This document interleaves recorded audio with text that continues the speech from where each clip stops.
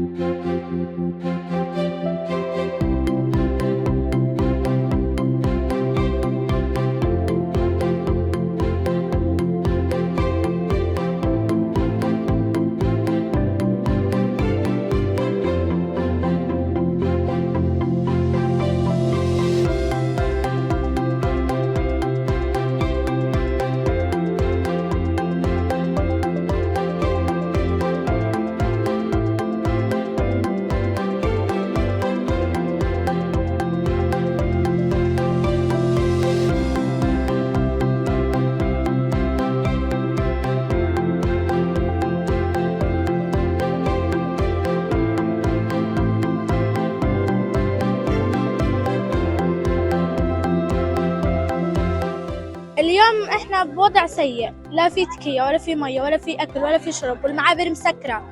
ايش بدنا نسوي؟ التكية اللي هي تكية اضطرينا انه نرجع التكية، لا في اكل ولا في شرب. ايش بدنا نسوي؟ هذه عيشة يعني؟